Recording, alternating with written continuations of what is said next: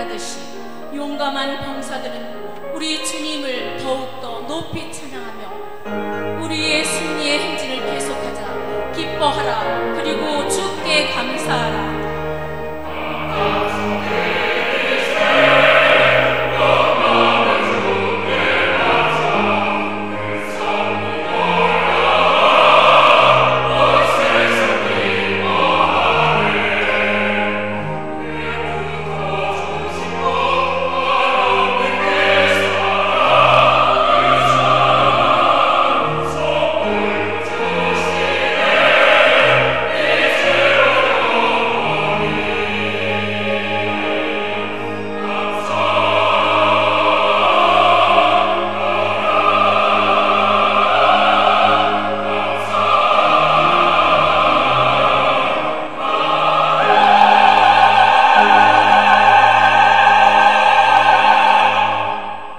추수감사절이라고 했는데요, 이 추수감사절은 구약 성경에 그 기원이 있습니다. 구약 성경에 보면 출애굽기, 신명기 등 여러 군데서 이 추수감사절의 기원에 나오는데, 특별히 출애굽기 23장 14절부터 17절에 보면 너는 매년 3번 내게 절기를 지키라. 그 3번 1년에 지켜야 될 것 중에서 그 마지막에 지키는 것이 바로 여기 수장절을 지키라. 이는 내가 수고하여 이룬 것을 연말에 밭에서부터 거두어 저장함이라. 수장절을 지키라고 했는데, 이 수장절이 바로 오늘 우리가 지키는 추수감사주일입니다. 구약에서 뿐만 아니라 성경 전체가 그런 말씀이 많이 있는데, 특별히 신약에서도 그런 구절이 많이 있습니다. 신약에서 사도 바울은 여러 군데에서 그런 얘기를 하는데, 특별히 데살로니가 교회에 보내는 편지에서 그런 말을 하고 있습니다. 여기는 우리가 1년에 3번뿐만 아니라 1년 365일 하나님의 은혜를 받은 자, 하나님의 구원을 받은 자, 하나님의 사랑함을 받은 자들이 매 순간 어떻게 살아가야 될지를, 그리스도인의 삶의 원칙을 분명하게 지금 얘기하고 있습니다. 우리 데살로니가전서 5장 16절, 17절, 18절 우리 함께 봉독하겠습니다. 항상 기뻐하라. 쉬지 말고 기도하라. 범사에 감사하라. 이것이 그리스도 예수 안에서 너희를 향하신 하나님의 뜻이니라. 이게 항상 기뻐하라고 그랬어요. 쉬지 말고 기도하라. 범사에 감사하라. 여러분, 그런데 감사하고 항상 기뻐하며 살아간다는 것, 늘 진리를 생각하고 하나님을 생각하고 성령의 소리에 귀를 기울이고 살아간다라고 하는 것은 쉬운 일인 것 같지만 쉽지 않습니다. 이 복잡한 세상 속에서 이것은 여러 가지로 우리를 한번 생각하게 되는데, 더더군다나 요즘에 이 테러라고 하는 것들이, 그건 옛날부터 있었습니다만은 특히 요즘에 이런 그 테러, 전쟁, 죽음, 폭력, 이런 것들 속에서 우리는 두려움과 공포를 가지고 살아가고 있습니다. 특별히 우리 IS가 공공연하게 다음은 로마다라고 하는 것을 아주 이렇게 여러 번 이렇게 선언을 했는데, 설마 로마에서 그런 일이 일어나랴, 뭐 이런 생각을 한편으로는 가지고 있으면서 한편으로는 우리 마음속에 우리 자신도 모르게 두려움과 움츠러드는 마음을 솔직히 숨길 수가 없습니다. 그런데 여러분, 이런 속에서 우리가 감사하고 기뻐한다는 것은 무엇을 의미하는 것일까? 더더군다나 여러분, 우리는 지금 당하지 아니하고 있지만, 예를 들어서 우리 파리 테러를 생각해 봅시다. 지난주에 그런 테러가 있었는데, 어저께 마침 그 테러 일어났던 그 장소, 그 식당에서 내가 식사를 했는데 오늘 그 테러가 일어났어요. 여러분, 얼마나 다행스러운 일입니까? 얼마나 감사한 일이에요. 하나님께 감사하고, 하나님, 정말 제가 하루 일찍 가서 그곳에 식당에서 식사를 하고 와서 그 화를 피할 수 있어서 너무 감사합니다. 우리 마음은 기쁠 거예요. 기뻐하고 하나님께 감사합니다. 마땅한 일이에요. 그런데 여러분, 가만히 생각해 보면 이 기쁨과 감사 속에는 무언가 분명하게 설명하지 못하는 불편함이 있습니다. 그건 뭐예요? 나는 하루 일찍 그 식당에 갔기 때문에 살아났지만, 하루 늦게 식당에서 사랑하는 사람들과 함께 기쁨으로 식사하던 사람이 그렇게 무고한 피를 흘리고 죽었으면 그 사람들은 뭐가 될까요? 여러분, 그 무고한 피 흘림 앞에 간발의 차이로 내가 살아났다고 그것을 기뻐하면서 하나님께 감사하는 그 기쁨과 감사 속에는 마땅히 해야 될 바이지만, 그러나 우리 속에 말 못할 어떤 불편함이 있는 것은 사실입니다. 여러분, 만약에 우리가 이런 사실에만 두고 내가 정말 마음이 기쁘고 살아났단 말이지, 하나님께서 나를 지켜주셨다라고 한다면 오늘 죽은 사람들은 하나님께서 지켜주시지 않냐고 죽을만 하기 때문에 바로 그 시간에 그곳에서 식사하게 하고 바로 그 순간에 공연장에 들어가서 공연을 감상하게 그렇게 놔두셨을까요? 만약에 하나님께서 그렇게 하셨다라고 한다면, 그래서 나는 그 하나님의 은혜에 피했다라고 한다면, 그것이 감사하고 기쁘다고 한다면 그것은 당연한 일임과 동시에 어쩌면은 불편한 기쁨과 감사이고, 그것을 넘어가서 어쩌면은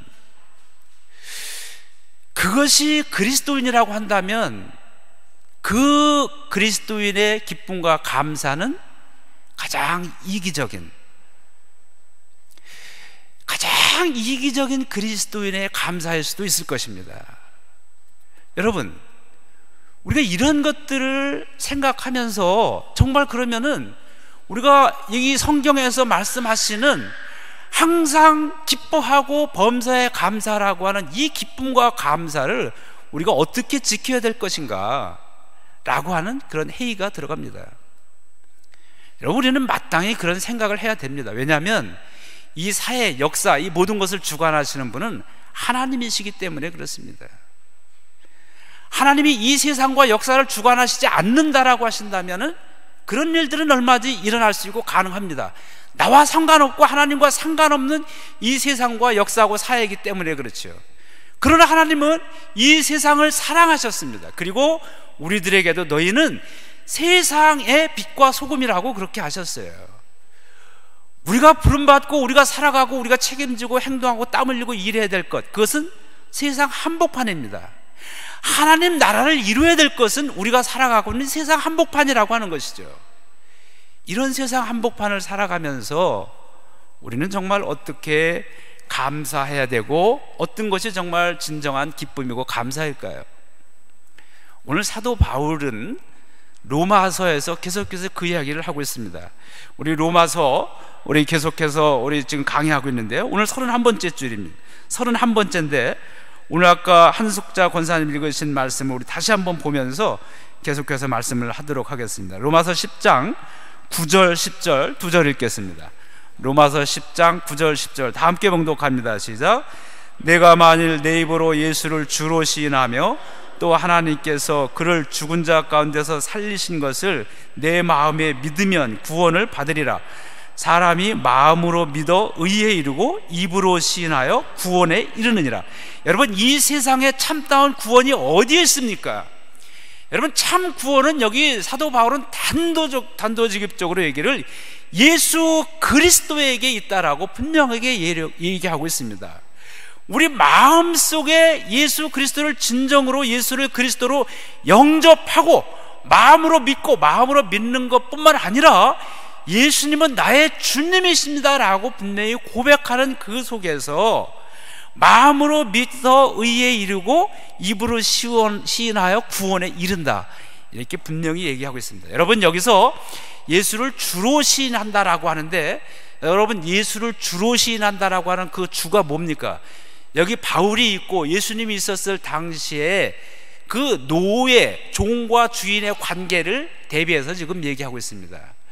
그 예수님이 계셨을 때, 사도 바울이 있을 때에 주인과 종의 관계는 아주 분명했습니다. 이 종은 주인의 뜻에 따라 살아가는 거예요. 주인의 뜻이 이러면 그렇게 하는 거고 주인의 뜻이 저러면 저렇게 살아가는 것이 종의 입장, 종의 인생이었어요. 자기 맘대로 살아가는 것이 아니에요. 자기의 의지가 아니라 주인의 뜻, 그것이 종과 주인의 관계입니다.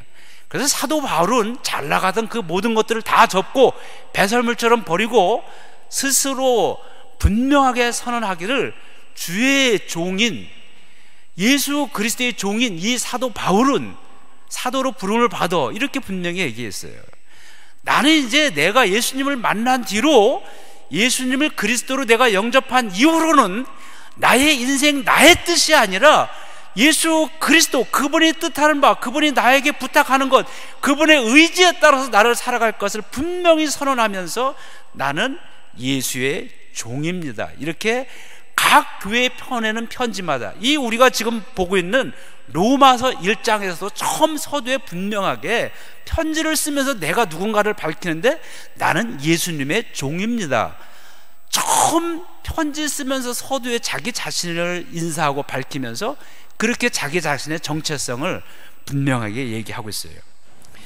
여러분, 우리가 예수를 주로 시인한다는 것은 그냥 입술로만, 이 발음으로 예수님, 제가 예수님 믿습니다, 예수님 영접합니다, 이렇게 의미한 그것이 아니라 그의 인생, 그의 삶 속에서 예수님을 주인으로 삼고 나는 종이기 때문에 내 의지와 내 뜻과 내 기쁨이 아니라 주인의 기쁨이 되어서 살아가는 그 삶의 모습, 그렇게 실천적으로 살아가는 것을 예수를 주로 시인한다라고 하는 그런 의미입니다.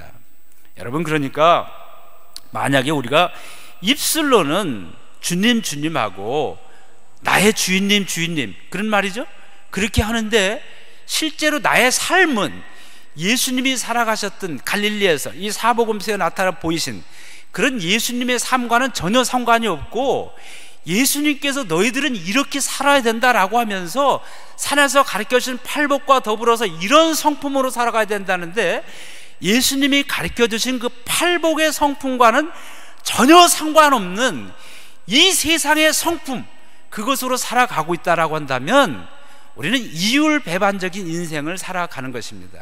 입술로는 내가 예수님이 나의 주인입니다 라고 하지만 사실은 삶 속에서는 예수님의 주인이 아니고 내가 주인이다 라고 하는, 나는 내 주먹을 믿고 나의 힘과 나의 의지를 믿고 살아간다라고 자기가 선언하면서 살아가는 것입니다.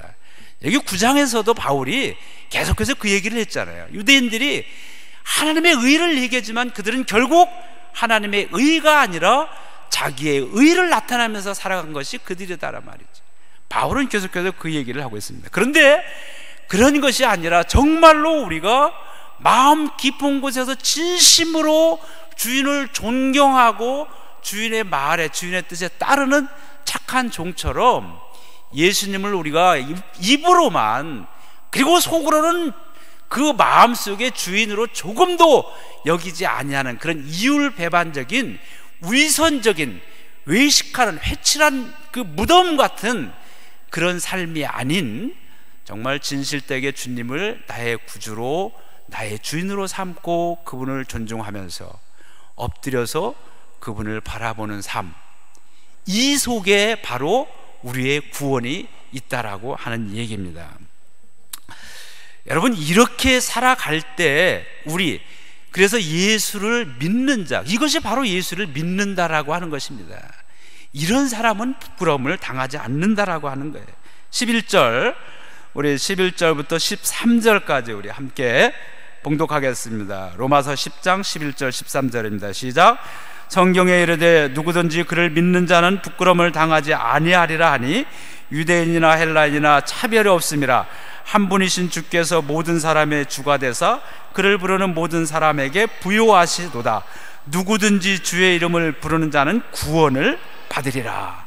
그를 믿는 자는, 예수를 믿는 자는 부끄러움을 당하지 아니하리라. 여기 부끄럽다라고 하는 것은 내가 남에게 뭐 창피스러운 일을 뭐 당한다든지 그런 의미도 있겠지만, 그거보다는 자기 자신의 인생을 두고 얘기하는 것입니다. 우리는 누구나 한평생 자기 인생을 정말 의롭고 당당하고 멋지게 살아가기를 원하지만, 그러나 순간순간 돌이켜보면 지금까지 살아온 나의 인생이 남들이 나를 어떻게 평가하기 이전에 자기 스스로가 자기를 생각할 때 너무 부끄럽고, 내가 나를 봐도 정말 환멸스럽고 말이죠, 수치스러운 그런 삶을 때로는 살아왔음을 여러분들 발견할 때가 있을 겁니다. 저도 그래요. 그러나 예수를 믿는 자는 그 남들이 자기를 평가하는 어떤 부끄러운 일을 행해서 당하는 그런 부끄러운 것이 아니라 자기 인생을 돌이켜 봤을 때 자기 자신이 하나님 앞에서 의롭고 바르게 쓰는 당당한 그것을 지금 의미하고 있는 것입니다. 반면 예수를 믿지 아니하는 삶, 그것은 예수의 길, 예수님께서 가르쳐준 삶의 길, 그 길을 따르지 아니하고 세상이 주는 그 모든 원리, 그것에 따라 살아간 사람, 그것도 아마 멋있을 거예요. 세상이 주는 출세 성공, 여러분 그거 멋있는 일 아닙니까? 영화에서도 그런 멋진 사람들 많이 나오잖아요. 우리 삶 속에서도 그런 성공담을 우리가 많이 듣게 되는데, 그러나 그러한 모든 것들은 결국은 영원한 하나님의 진리 앞에서는 한순간일 뿐이고, 우리 그거 빼쭉한 샤프로 딱 찍은 한 점에도 부족한 그 찰나의 순간인 것입니다. 그 다음에는 우리는 허무한만이 남아있는 것이죠. 그러나 영원하신 하나님, 이 유한한 세상을 살아가면서 영원하신 하나님의 진리에 따라서 그 하나님 나라를 위해서 예수 그리스도의 그 영원한 진리에 따라서 그 말씀에 따라 살아간 우리들은, 우리 인생은 결코 허무하지 아니하고 부끄러운 삶이 아니라고 하는 것입니다.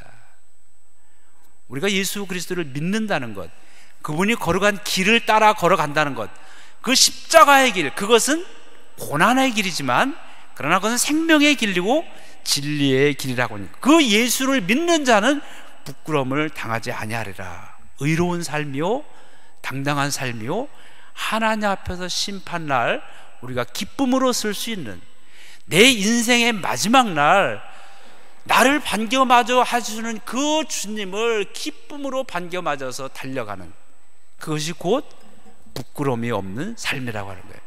우리 나폴리 가다가 여기서 한 2시간쯤 가다 보면 왼쪽에 몬테카시노 있는데, 그 산 꼭대기에 몬테카시노 수도원이 있어요. 그 베네딕트가 서방 수도원을 최초로 공식적으로 세운 곳이죠. 그 수도원을 딱 들어가면 그 첫 번째 정원에 한 사람이 딱 이렇게 서 있는데, 베네딕트예요. 운명하는 그 시간인데, 운명할 때 일어서서 하늘을 향해 두 팔을 벌리고 다 이러고 있는 모습이 있어요. 그렇게 운명했다고 그래요. 운명할 시기가 왔는데 보니까 이 영안이 열리고 하늘나라가 보이는 거예요. 보였는데 거기 예수님께서 자기를 반겨 맞이해 주면서 어서 오너라 베네딕트, 세상에서 수고했다 하면서 예수님이 자기를 반겨 맞이해 주는 그런 그 환상을 보는 거예요. 그래서 사람들에게 예수님이 나를 지금 기다리고 계시다 말이지, 내가 이렇게 누워서 갈 수 없다, 나를 일으켜다오. 그래서 일으켜줘 가지고 두 손을 들고 예수님 내가 갑니다 하면서 운명했다라고 하는 그런 그 운명 시기를, 운명시의 그 모습을 이렇게 동상으로 해놓은 거예요. 그렇습니다.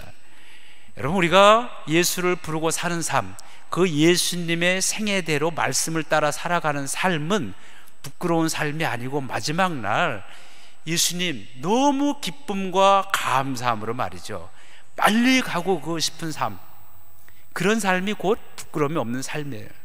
그러나 여러분, 마지막 우리의 운명을 다할 때 우리는 그 죽음 앞에서 괴로워하고 고통스러워 가지고 말이죠, 그 죽음의 사자 앞에서 무서워 떨면서 운명하는 그런 죽음도 많이 있습니다.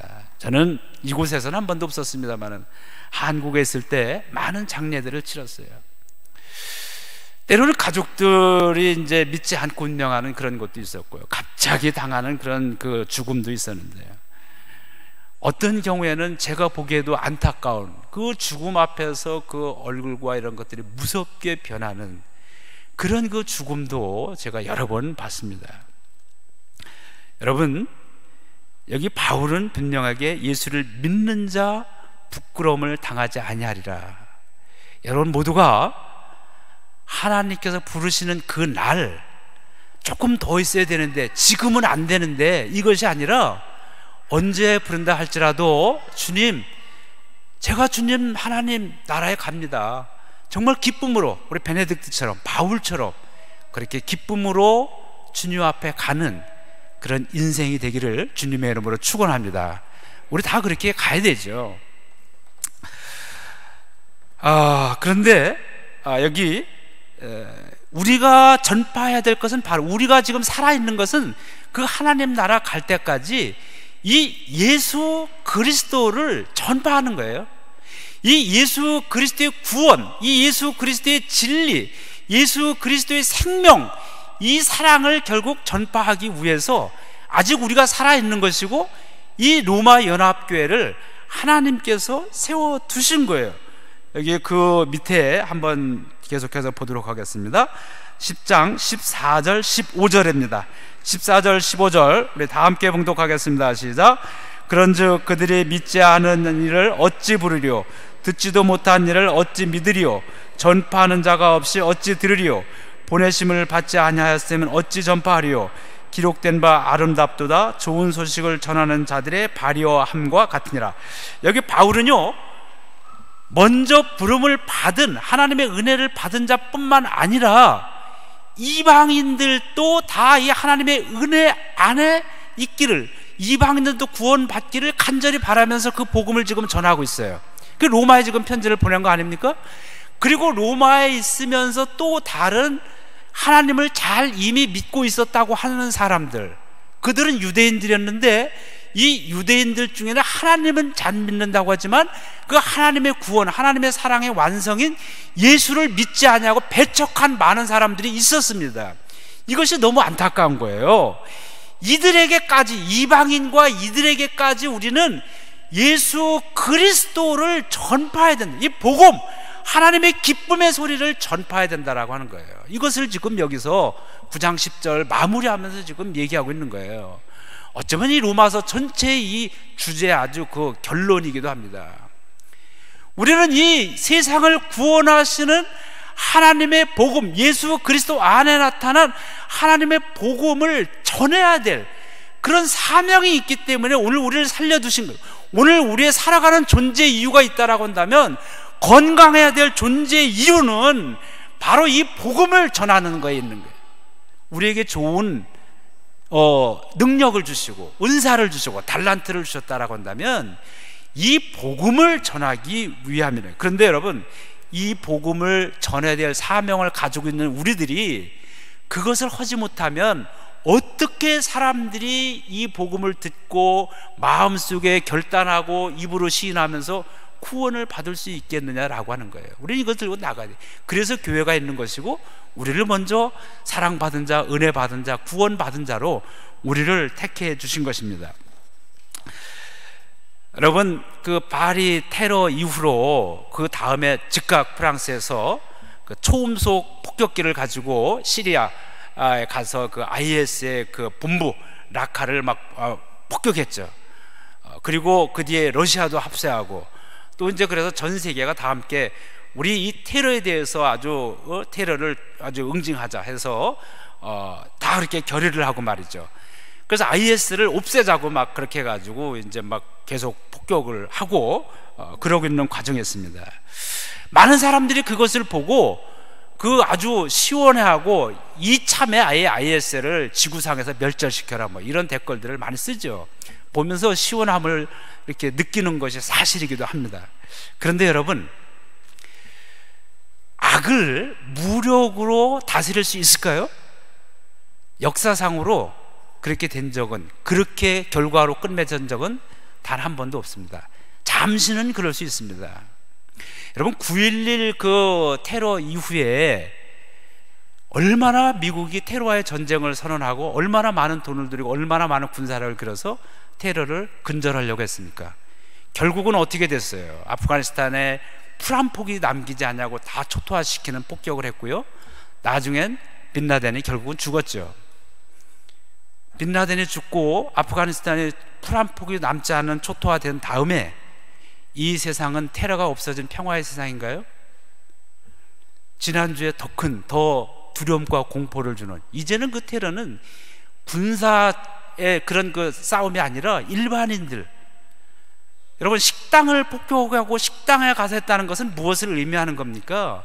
동네 식당은 우리들이 사랑하는 사람들과 가족과 함께 나가서 함께 식사를 하는 우리 일반인들의 가장 사랑과 정이 있는 그런 그 우리들의 삶의 한 복판이라고 하는 것을 의미하는 거죠. 우리도 함께 회식 많이 하잖아요. 함께 식사한다는 것은 함께 살아가는 사람이 마음과 사랑을 함께 나누는 그런 그 소박하고 아름다운 삶의 현장입니다. 그 현장에서 무작위로 무차별 총격을 했다라고 하는 것은 우리가 일상적인 소박한 행복과 아름다움, 이것을 파괴한다라고 하는 것을 의미하는 거죠. 여러분, 그런데 이것을 지키는 일은 초음속 폭격기로 폭격하는 것을 향해서 될까요? 아닙니다. 오사마 빈라덴이 죽은 다음에 우리의 일반인, 전쟁과 상관없는 일반인들의 그 작은 행복까지도 파괴시키는 이런 더 무서운 테러가 이제는 지구상 곳곳에 온 세계로 퍼지게 되었습니다.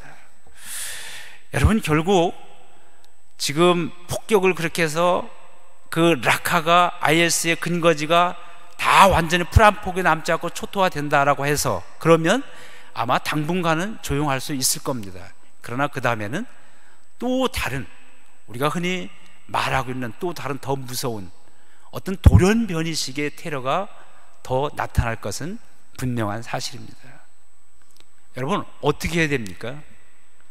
예수 그리스도의 십자가의 사랑, 그 사랑 외에는 이 땅을 구원할 아무런 대안이 없습니다.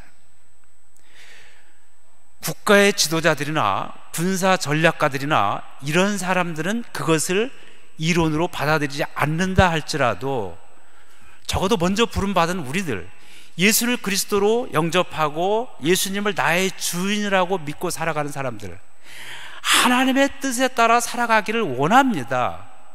늘 일상 속에서 고난이나 어려움이나 절망스러운 일이 있다 할지라도 그 절망을 딛고 그 속에서도 하나님께 감사함을 우리의 아름다운 믿음으로 생각하고 있는 우리들, 어떠한 일이 있어도 항상 기뻐하며 살아가야 된다 생각하고 그렇게 고백하는 우리들에게 있어서는 초음속 폭격기가 아닌 예수 그리스도의 십자가의 사랑만이 이 세상을 구원할 수 있음을 믿으면서 우리는 그렇게 살아가는 것, 그것이 바로 그리스도인의 정체성입니다. 우리 여기 성경 한 구절 더 읽고 우리 이제 말씀을 마치도록 하겠습니다. 마태복음 24장 12절 13절입니다. 마태복음 24장, 예수님께서 마지막 그 날입니다. 마지막 잡히시기 전 한 주간을 하면서 마지막 설교를 하시면서 많은 얘기를 하셨어요. 그러면서 말세에 이런 일들이 일어날 것이다 말이지. 그런 말씀 중에 하나인데 마태복음 24장 12절 13절 다 함께 봉독하겠습니다. 시작. 또 세상은 무법천지가 되어 사람들의 마음속에서 따뜻한 사랑을 찾아볼 수 없게 될 것이다.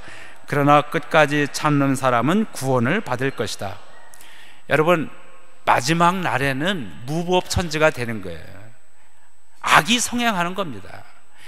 자기 하고 싶은 대로 마음대로 살아가는 것, 이것이 마지막 말세의 특징입니다. 무법천지가 되는 거예요. 그런데 이런 시기, 이런 세상, 이런 세대가 온다 할지라도 예수를 믿는 사람들, 예수를 그리스도로 영접하면서 예수를 주로 믿는 사람들이 가져야 될 삶의 태도는 무엇인가? 따뜻한 마음을 끝까지 잃지 않는다는 것, 바로 이것이라고 하는 거예요. 따뜻한 사랑의 마음을 끝까지 간직하고 붙들고 있는 것, 거기에 구원이 있다. 우리 예수님께서 마지막 말씀하신 대목 중에 하나입니다.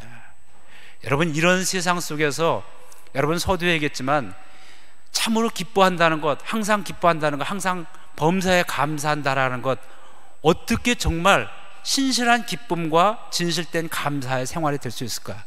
그것은 여러분, 우리가 얼굴로 표정으로 기뻐하는 모습도 될 수 있겠지만 더 중요한 것은 우리의 삶 속에서 오늘 내가 처해 있는 환경이 어떤다 할지라도 그러나 따뜻한 마음을 잃지 아니하고 내 이웃과 함께 살아가는 것, 이것이 정말 항상 기뻐하고 범사에 감사하는 삶이라고 하는 것입니다.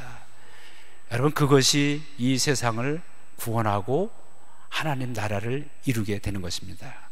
오늘 여러분, 2015년 추수감사절을 지키면서 1년 동안 지켜주신 하나님 은혜에 감사하면서 여러분에게 이미 주신 하나님께서 예수 그리스도를 영접함으로 우리에게 성령을 선물로 주시고 그 성령의 마음으로 우리에게 임해 주신 따뜻한 사랑의 마음을 여러분 어떤 상황 속에서도 잃지 말고 여러분들의 이웃과 함께 전하며 살아가는 여러분의 아름다운 발길이 되기를 주님의 이름으로 축원합니다.